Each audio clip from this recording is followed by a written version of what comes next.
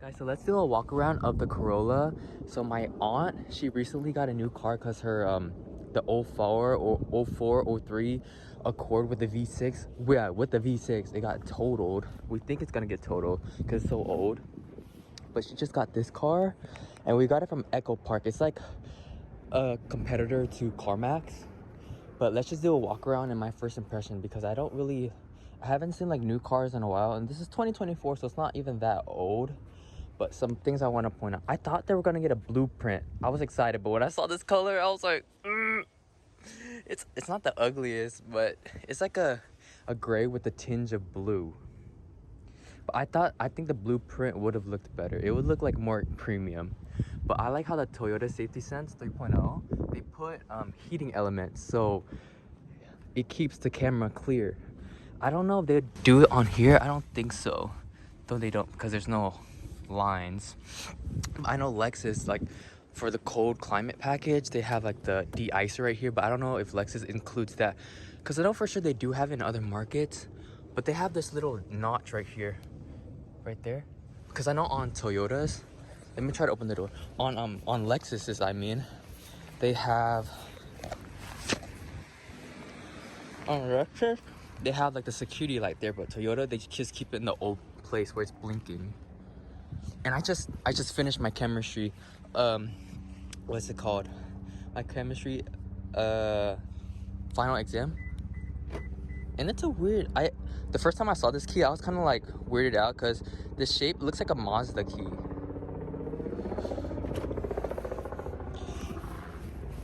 And this is the interior, but it has this mode where you could like lock it while the door is open, but I turned that off, so now it beeps. It beeps, so now it tells you when the door is open, so the car itself doesn't lock, which is a good idea because I don't want the car to lock itself. I mean, so yeah, to lock the door when the door is open, because that's a bad idea. And then it still smells like a new car. Let's make this go over. And the pro thing with a smaller car is that it warms up faster, like the cabin cools faster, I believe, because it's just a smaller place to deal with. But the one downside is even on our XLE 2011 Sienna, the key slot has a little light. So this one, they didn't put a light. They could have done that because on the L, the base one, that's the only one with the traditional key that I believe that, from my knowledge. Because I know if you step it up, you'll probably get push button, and then you won't even see this anymore. So just give them a little light. And then this one, since it's a base model, it doesn't even come with the vanity light. You had to use the interior lights, but it's pretty. The implementation. The only thing they could have done better was put more LEDs to make it brighter, like one right here, because there's only two. Because then they could have put a third one, make it way brighter. But this one is LED too, which is good. It's a good upgrade. And this car, it's from California, so the weather over there is not that bad. But the thing that concerns me about this car is I looked further. Okay, I told my parents, because my parents was shopping with the my aunt's son, so my cousin. So they were like there. I was studying. So I just told them, just look at Corollas and just pick out the best one that you like. And there was a white and a black one, but then they sent it out as loaner vehicles, which I thought that was weird, because I feel like they should loan out a different kind of car, because Corollas, I feel like they're like in demand. So why would you give away a car or lend a car where it's gonna sell because somebody wants it? Like, you could make that sale. Like, don't gatekeep the car. But the thing that concerns me about this car is the Carfax. It tells you that the first oil change was done at 13,000 miles, and the second one was done, I don't remember the name, but it was a funny name, I think. It was like Jiffy Lube. And then the second time, it was done at 27,000, so it was like 14,000 miles on that same oil. And I'm reading on the sticker, I think this one takes 0W, I don't even know. I know they've gotten thinner over time, but I don't even know. This is 0W8. But my aunt, she might not be the best at maintaining her cars, like the most like proactive, but I definitely do not think she will pass that 10,000 mark because that is way too much. But let's just go over the features really quick. Okay, switch. Oh, the downside too. The sales rep, because they don't work for commission. They work based on selling you, because at Echo Park, they make money on selling you, what's it called? Warranties. Yeah, because their cars, their pricing is fixed and non-negotiable. But I love the new Toyota Chime. Oh yeah, but the one thing with the stock, they feel so chintzy. Okay, this one doesn't. This one feels fine. This one, the turn signal, it's so like crunchy. That's the word. See, you hear that? You hear that click right here? Let's hear it. It feels like it's not supposed to do that. I don't know, but it's whatever. But let's just go over the appointments. This is plastic. Well, back in the day, it was plastic anyways. Like, that's not really a downgrade because it's always been like that. The door locks is actually really loud. So look, if you unlock it, it's loud, but if you lock it, it's fine. Because then the plastic, when it hits that way, it gets loud. See, that's normal. That's loud. You see that's... But I like the little touches Toyota does. I know other brands do it too, but I think it's like, for instance, the dimple, right? So as you're just fetching for like a button, you could feel around and like kind of like shimmy your way through or get some type of like baseline of where you are. And the one good thing with this car too is all 4 windows are automatic up and down. So that's a premium touch. It has automatic hold, which is surprising because they could have just given you a parking brake, electronic parking brake, and not give you that feature. But this is an extra nice feature. The center console, I know it's redesigned. It's damped.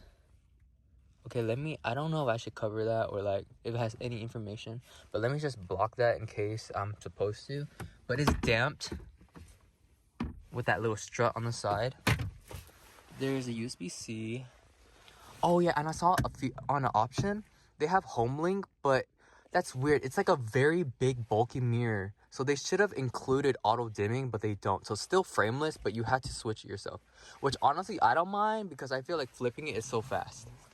And I actually prefer, this is my favorite thing about economy cars. I like how this is not fabric because it gets dirty like with greasy hands, food, cosmetics. And it's just easier to clean off when it's smooth plastic.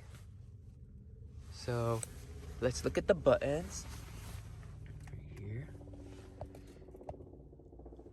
Oh yeah, there's no sunglass holder. That's whatever. The mirror adjustment, normal. The manual, I actually prefer manual seats, how fast they operate. So there's not really much to complain about because this car is pretty nice for what it is. The carpet's surprisingly weird. Oh, she needs mats. It does not even come with mats at all. I did not realize because we got this car at night and everything in here is black. Oh, it has side airbags. That is very nice. Super nice. Oh, and I think those buttons on the headrest fold down the seat. That's what it most likely does. There's storage right there. This car has proactive driving assist too. I turn it on for her, but since she's coming from a car that doesn't have any safety at all, I put it on it has 3 settings. But what it does is there's deceleration assist, and there's obstacle awareness. So like say like bicycle, car drives in front of you, it will start slowing down a little bit before the pre-collision would kick in. But I put it on the lowest setting, so 1 out of 3. Let's look. Oh yeah, the automatic high beam right there. Okay, now let's turn on the car.